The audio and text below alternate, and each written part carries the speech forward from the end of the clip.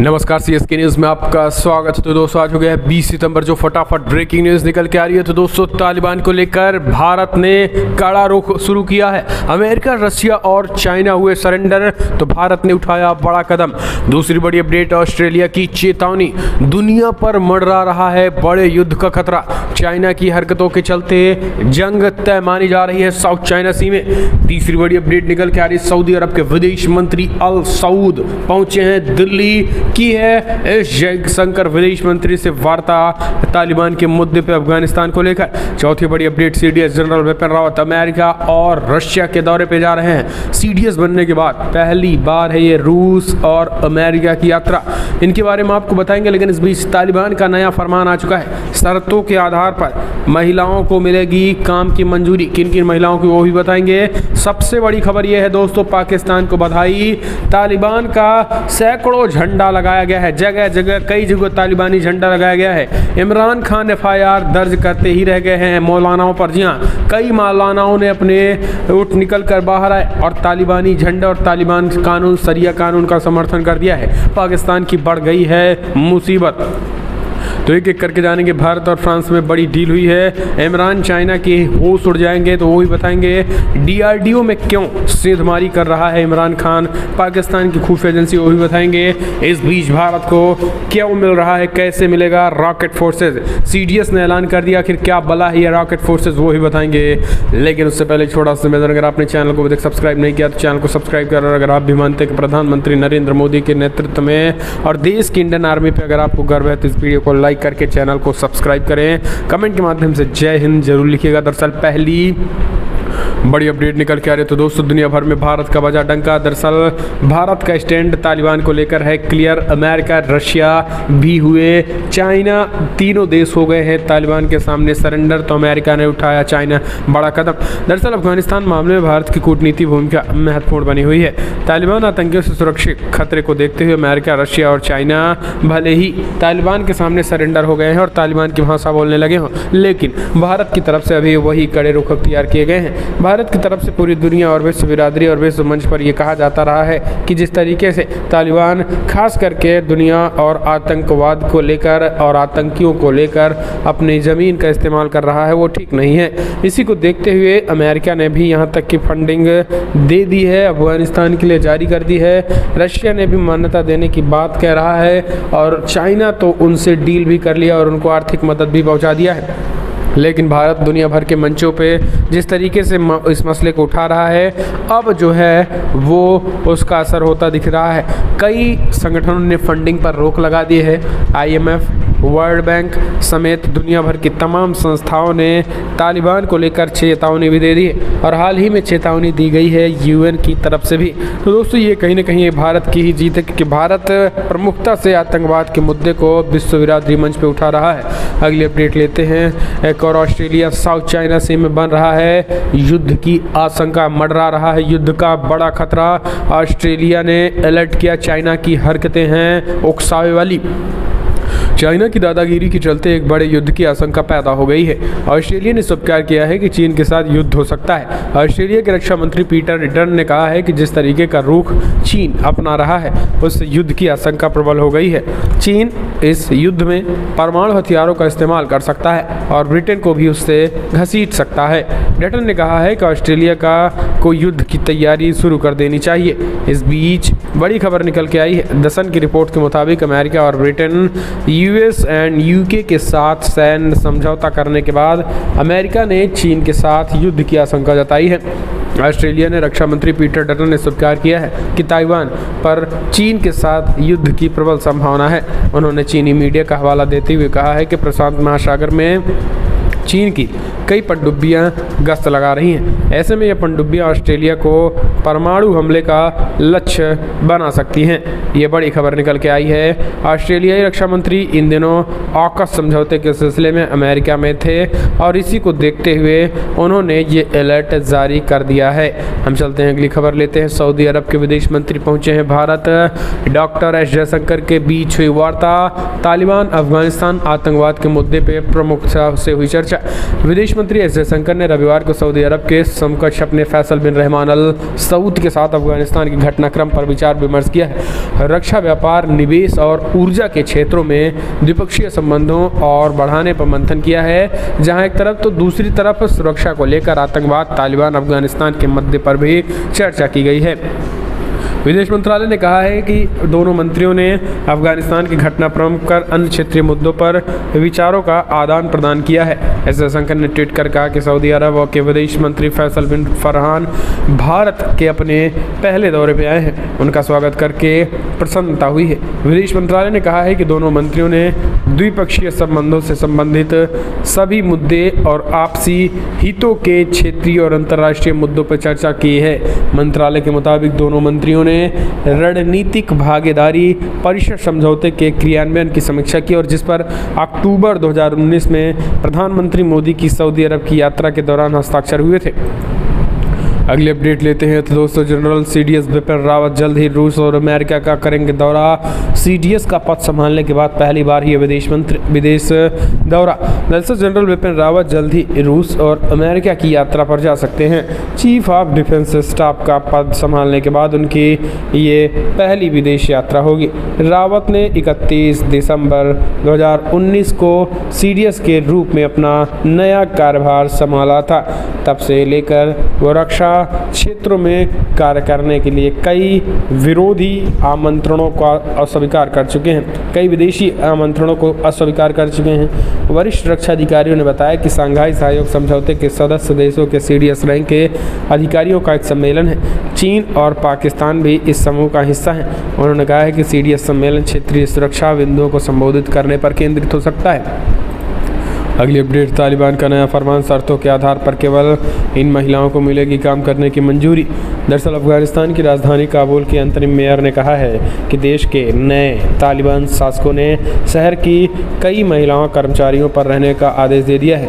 अंतरिम मेयर हबदुल्लाह नामोरी ने पत्रकारों ने रविवार को कहा कि केवल उन महिलाओं को काम करने की अनुमति दी गई है जिनके स्थान पर पुरुष काम नहीं कर सकते। उन्होंने कहा है कि इनसे डिज़ाइन और इंजीनियरिंग विभागों में कुशल कामगारों के अलावा महिलाओं के लिए सार्वजनिक शौचालय की देखरेख करने वाली महिलाएं शामिल हैं। नामोनी की टिप्पणियां इस बारे में एक और संकेत कि तालिबान सार्वजनिक जीवन में महिलाओं पर पाबंदियां लगाने समेत इस्लामी की कठोर व्याख्या को लागू कर रहा है। हम चलते हैं अगले अपडेट दोस्तों, पाकिस्तान को बधाई हो। अब तालिबानी पाकिस्तान में भी खुलेआम AK-47 लहरा रहे हैं, तालिबानी झंडा लगा रहे हैं, शरिया कानून लागू करेंगे, ये कट्टर मौलानाओं ने ऐलान कर दिया है। अफगानिस्तान में तालिबान की मिली जीत का सबसे बुरा असर पाकिस्तान में पड़ता दिखाई दे रहा है। पाकिस्तान के कट्टरपंथी मौलाना अब अपने देश में भी इस्लामी शरिया कानून को लागू करने की मांग करने लगे हैं। इस्लामाबाद के सबसे कुख्यात मदरसे जामिया हफ्सा में तालिबानी झंडा फहरा दिया गया है।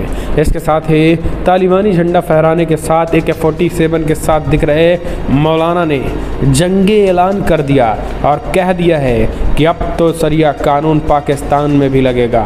तो बधाई हो इमरान खान को, बधाई हो पाकिस्तान की जनता को, जिन्होंने लगभग 80% जनता ने तालिबान का समर्थन करते हुए शरिया कानून का समर्थन किया था। तो अब बधाई हो उन महिलाओं को भी जिन्होंने अफगानिस्तान में पैदा हुए हालात का समर्थन किया था।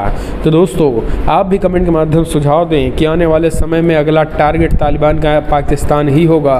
तो इस वीडियो को लाइक करके अपना समर्थन दर्ज करें। अगली अपडेट, भारत और फ्रांस के बीच बड़ा रक्षा समझौता, वास्तविक बहुपक्षीय अंतर्राष्ट्रीय व्यवस्था के करेंगे एक साथ सुरक्षा। दरअसल भारत ने शनिवार को कहा कि फ्रांसीसी विदेश मंत्री जेan-यवेस ले द्रियान और उनके भारतीय समकक्ष जयशंकर ने वास्तविक बहुपक्षीय अंतर्राष्ट्रीय व्यवस्था की संयुक्त रूप से रक्षा करने के लिए ठोस कदम के एक कार्यक्रम पर काम करने पर सहमति जताई। दोनों विदेश मंत्रियों के बीच फोन पर हुई बातचीत के बाद फ्रांस के विदेश मंत्रालय ने कहा है कि दोनों मंत्रियों ने हिंद प्रशांत के दो महान संप्रभुत्व राष्ट्रों के बीच राजनीतिक विश्वास के संबंध के आधार पर रणनीतिक सहयोग और प्रगाढ़ करने का निर्णय लिया है। जयशंकर ने एक ट्वीट में कहा है कि हिंद प्रशांत और अफगानिस्तान के हालिया घटनाक्रम पर अपने मित्र फ्रांस के विदेश मंत्री के साथ बातचीत की और उन्होंने कहा कि वो न्यूयॉर्क में होने वाली बैठकों को लेकर आशान्वित हैं। उल्लेखनीय है कि ऑस्ट्रेलिया द्वारा फ्रांस के साथ पनडुब्बी समझौते को अचानक रद्द किए जाने के विरोध में पेरिस ने वाशिंगटन और कैनबरा से शुक्रवार को अपने राजदूत को वापस बुला लिया गया था और इस घटना के एक दिन बाद भारत और फ्रांस के विदेश मंत्रियों के बीच भी बातचीत हुई थी। तो ये बड़ी खबर है। हम चलते हैं अगले अपडेट। DRDO, दरअसल आपको बता दें DRDO में पहुंचे पाकिस्तानी जासूस महिला हनी ट्रैप के जरिए ले रहे थे जानकारी। बहुत बड़ी खबर निकल के आ रही है। दरअसल बालेश्वर स्थित DRDO की खुफिया एजेंसी लीक के मामले में अब NIA जांच नहीं बल्कि क्राइम ब्रांच अपनी जांच तेज कर दिया है। इस बीच आपको बता दें कि 4 युवकों के पाकिस्तान के ISI की खुफिया एजेंसी जो है उसके संपर्क में होने का बड़ा खुलासा हुआ है और कई ऐसी सूचनाएं और कई ऐसी जानकारियों के आदान प्रदान करने की भी खबर निकल के आई है। तो दोस्तों अपने आप में बहुत बड़ी इनपुट्स निकल के आ रहे हैं, जिसमें खास करके पाकिस्तान की खुफिया एजेंसी ISI में एक महिला एजेंट के इशारे पर और महिला एजेंट के इशारे पर ये दोनों चारों काम कर रहे थे और बड़ी जानकारियाँ DRDO से लेकर दे रहे थे, जिसके बाद से क्राइम ब्रांच ने इनको गिरफ्तार कर लिया है। तो ये समझ में आ रहा है कि पाकिस्तान वहाँ से बैठ करके भारत के सुरक्षा में सेंधमारी कर रहा है। अगले अपडेट। पाकिस्तान चाइना के खिलाफ वायु शक्ति बढ़ाने के लिए रॉकेट फोर्सेस बनाने पर विचार कर रहा भारत। CDS जनरल बिपिन रावत का ऐलान। Chief of defence staff CDS general Bipin Rawat ने कहा है कि भारत रॉकेट फोर्सेस बनाने पर विचार कर रहा है। CDS रावत ने चीन की बढ़ती आक्रामकता समेत राष्ट्रीय सुरक्षा के सामने आने वाली चुनौतियों का मुकाबला करने के लिए लेटेस्ट टेक्नोलॉजी के इस्तेमाल करने पर जोर दे रहा है। एक कार्यक्रम में एक संबोधन में जनरल रावत ने पाकिस्तानी के चीन का करीबी बताया है और ये देखते हुए इस्लामाबाद जम्मू और कश्मीर में भारत के खिलाफ अपना छद्म युद्ध जारी रखेगा और अब ये पंजाब और देश के कुछ दूसरे हिस्सों में परेशानी पैदा करने की कोशिश कर रहा है। जनरल रावत ने कहा है कि यहाँ तक हमारे उत्तरी विरोधियों का संबंध है, क्योंकि हमारे पास उनके साथ अस्थिर सीमाएं और उन्होंने पूर्वी तट पर दक्षिणी चीन सागर पर उस क्षेत्र के देश के साथ आक्रामकता दिखाई है। तो इसी को देखते हुए एक नई फोर्सेस रॉकेट फोर्सेस का गठन होगा। बेसिकली ये फोर्सेस दोस्तों तीनों दिशाओं में मार करने में आक्रामक पूरी तैयारी है, चाहे फिर वो जल हो, थल हो, नभ हो, दुर्गम एरिया हो, पहाड़ी हो या फिर पठारी इलाके हों, वो हर जगह पर मार करने में ताबड़तोड़ तैयार होंगी और इन्हीं को बोलते हैं रॉकेट फोर्सेस और जल्द ही इसका गठन होने वाला है। हम चलते हैं अगले अपडेट लेते हैं। तो दोस्तों पाकिस्तान महिला मदरसा में तालिबान के झंडे फहराए जाने के बाद कट्टरपंथी मौलवी के खिलाफ मामला दर्ज। हमने आपको बताया कि कैसे अब तालिबान राज आने वाला है और उसी को लेकर ये रिपोर्ट्स है। इस बीच अगली अपडेट ले लेते हैं। तो दोस्तों आपको बता दें बड़ी खबर निकल के आ रही है। दरअसल पंजाब को मिला नया मुख्यमंत्री। जी हाँ, चरणजीत चन्नी होंगे पंजाब के नए कैप्टन। पहली बार दलित बना CM। पंजाब के पावर प्ले में कांग्रेस ने चरणजीत सिंह चन्नी को CM बनाने का फैसला लेकर चौंका दिया है। चरणजीत सिंह चन्नी 1966 में हुए राज्य के पुनर्गठन के बाद पहले दलित CM होंगे। सुखजिंदर सिंह रंधावा, सुनील जाखड़, अंबिका सोनी जैसे नेताओं के नाम CM की रेस में चल रहे थे, लेकिन चन्नी का दूर दूर तक कोई चर्चा नहीं था। ऐसे में उनको CM बनाया जाना कांग्रेस की ओर से सरप्राइज माना जा रहा है। वो कैप्टन अमरिंदर सिंह की जगह राज्य का नेतृत्व करेंगे, जिन्होंने शनिवार को ही अपने पद से इस्तीफा दे दिया था।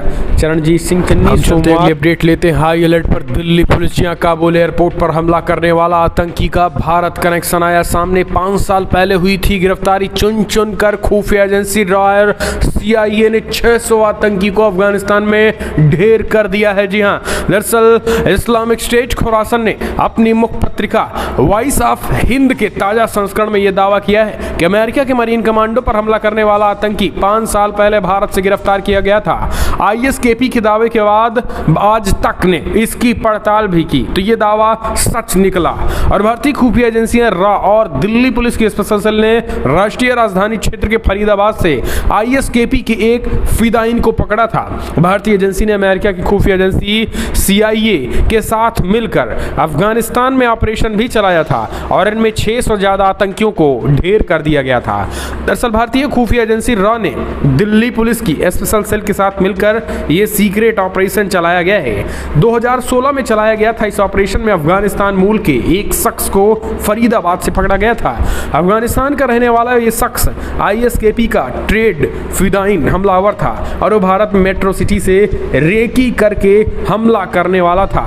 तो दोस्तों ये खुलासा आज तक ने भी किया है और दिल्ली पुलिस ने भी माना है कि उसने 5 साल पहले फरीदाबाद में आईएसकेपी के आतंकियों को गिरफ्तार किया था, लेकिन धीरे ही धीरे उसने सीधा सीधा रा जो भारतीय खुफिया एजेंसी रा है उन्होंने CIA से संपर्क साधा और फिर उसके जरिए एक आतंकी के जरिए उनके ठिकानों और अड्डों को 600 से ज़्यादा अड्डों पे घुस करके आतंकियों को कहर बन गया था। 600 आतंकी ढेर किए गए थे और इसी को देखते हुए भारत में फिर से अलर्ट जारी कर दिया गया और काबुल एयरपोर्ट पर हमला करने वाले आतंकी के बीच दिल्ली पुलिस में भी हाई अलर्ट कर दिया गया है। अगली अपडेट लेते हैं। तो दोस्तों आपको बता दें कि योगी आदित्यनाथ 4.5 साल का रिपोर्ट जारी कर दिया। बोले माफिया राज खत्म, दुनिया में बदली है यूपी की पहचान।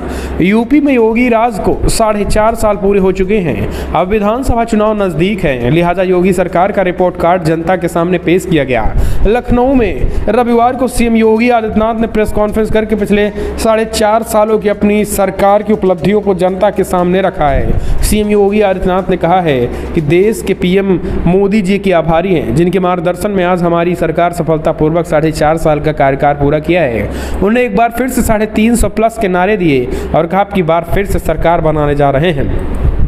अगले अपडेट लेते हैं। तो दोस्तों बड़ी खबर निकल के आ रही है। रामदास अठावले ने दिया अमरिंदर सिंह को बीजेपी ज्वाइन करने का ऑफर, कहा चुनाव में आ सकते हैं अच्छा काम। दरअसल Republican party of India RPI के राष्ट्रीय अध्यक्ष और केंद्रीय मंत्री रामदास अठावले ने पंजाब के मुख्यमंत्री पद से इस्तीफा देने वाले कैप्टन अमरिंदर सिंह को राष्ट्रीय जनतांत्रिक गठबंधन NDA में शामिल होने का न्योता दे दिया है। मोदी सरकार में मंत्री अठावले ने अमरिंदर सिंह से कहा है कि उन्हें कांग्रेस छोड़ देनी चाहिए, जिसने उन्हें अपमानित किया है। अठावले ने कहा है कि अगले साल होने वाले विधानसभा चुनाव में NDA को सत्ता में लाने के लिए अच्छे काम आ सकते हैं। न्यूज एजेंसी NIA से बातचीत करते हुए रामदास अठावले ने कहा है कि मैं कैप्टन अमरिंदर सिंह से पूछना चाहता हूं कि ऐसी पार्टी में रहने का क्या फ़ायदा है जिसने आपको अपमानित किया है। मैं उनसे कांग्रेस पार्टी छोड़ने और नरेंद्र मोदी के नेतृत्व वाले NDA में शामिल होने का अनुरोध करता हूं। और उन्होंने आगे कहा है कि NDA में सभी का बराबर सम्मान है।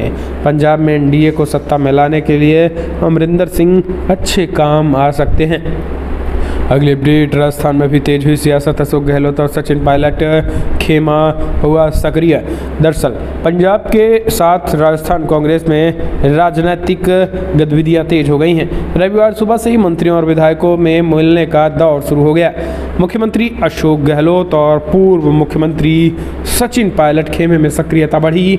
दोनों खेमों के कुछ नेता दिल्ली पहुंचे। स्वास्थ्य कारणों से गहलोत अपने सरकारी आवास में ही विश्राम कर रहे हैं, लेकिन वो टेलीफोन के माध्यम से अपने विश्वस्त और केंद्रीय नेताओं के संपर्क में हैं। पायलट पिछले 3 दिनों से दिल्ली में है। सूत्रों के अनुसार उनकी पार्टी महासचिव प्रियंका गांधी वाड्रा, केसी वेणुगोपाल और प्रदेश प्रभारी अजय माकन से मुलाकात की है। इस बीच शनिवार देर रात 12 बजे मुख्यमंत्री के SD लोकेश शर्मा ने अपने पद से इस्तीफा दे दिया है और उन्होंने दोपहर में एक ट्वीट में लिखा था कि हम मजबूत और मजबूर, मामूली में मगरूर किया जाए, बाढ़ ही खेत को खाए, उस फसल को कौन बचाएगा। तो इनके इस्तीफे की भी कई सुगबुगाहट निकली। अगली अपडेट, महाराष्ट्र में एक बार फिर से सोनिया सेना यानी मतलब शिवसेना के मुखपत्र में मोदी की तारीफ। सामना ने मोदी को बीजेपी का असली चेहरा बताया। जी हाँ, दरअसल आपको बता दें शिवसेना के मुखपत्र सामना ने शनिवार को प्रधानमंत्री मोदी को भारतीय जनता पार्टी का असली चेहरा बता दिया है। सामना में छपे लेख में कहा गया है कि नरेंद्र मोदी ने पिछले कुछ दिनों में काफ़ी बोल्ड स्टेप लिए हुए हैं। और 2024 लोकसभा चुनाव के लिए अच्छी तैयारी कर रहे हैं। लेख में केंद्रीय गृहमंत्री अमित शाह पर निशाना साधा गया है। लेख में बंगाल चुनाव में भाजपा की हार और 25 साल पुराने सहयोगी शिवसेना से दूरी के लिए भी अमित शाह को जिम्मेदार ठहराया गया है। लेख में कहा गया है कि सामना ने आगे लिखा है कि प्रधानमंत्री मोदी के अलावा भाजपा कोई भी दमदार नेता नहीं है। मोदी के बिना भाजपा के कई बड़े चेहरे म्युनिसिपल कॉरपोरेशन चुनाव तक नहीं जीत सकते हैं। भाजपा में जब भी जेपी नड्डा को पार्टी अध्यक्ष बनाया गया, पार्टी में बदलाव का दौर लगातार जारी है। मुख्यमंत्रियों को बदलना अच्छा फैसला।